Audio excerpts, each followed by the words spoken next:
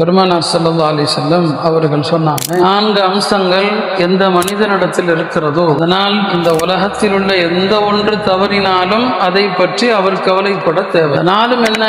முதல் விஷயம் அமானிதத்தை பேணும். நாம் முஸ்லிமாக இருப்பதே ஒரு அமானிதம் தான். அப்ப ஷரியத்தை கடைபிடிப்பதுதான் முதல்ல அமானிதம். அல்லாஹ் தடுத்தவைகளை விட்டு தூரமா இருப்பதுதான் பெரிய அமானிதம். அமானிதம் பாழாக்கப்பட்டால் கியாமத்தை எதிர்பார்த்துக்கணும் சொன்னார். 2வது சிதுக்கு ஹதீஸ், உண்மை பேசுவது. உண்மை பேசுவது பற்றி நாம சொல்லவா வேண்டும்? அது நம்மள்ட்ட காலமும் இருக்கணும். கேலிக்கு கூட போய் பேசக்கூடாது. 3வது நல்ல குணங்களை கடைபிடிப்பது. பெருமானார் ஸல்லல்லாஹு அலைஹி வஸல்லம் சொன்னாங்க, மக்களை அதிகமாக சொர்க்கத்தில் கொண்டு சேர்ப்பது தொழுகை அல்ல, நோம்பல்ல, ஜக்காத் அல்ல, ஹஜ் அல்ல, நல்ல குணம். 4வது தான் உணவில் பேணுதல். உணவுல பேணுதல் என்பது சாதாரண விஷயம் அல்ல. உணவுல பேணுதல் தான் நமக்கு இபாதத்துல சுவையை தரும், துஆவுடைய கபூலியத்தை தரும், ஹராம விட்டும் பாதுகாக்கலாம். அல்லாஹ் 4 விஷயங்களை நம் வாழ்க்கை முழுவதும் கடைபிடிக்கிற தௌஃபீகை நம் எல்லோருக்கும் தந்தருவாங்க.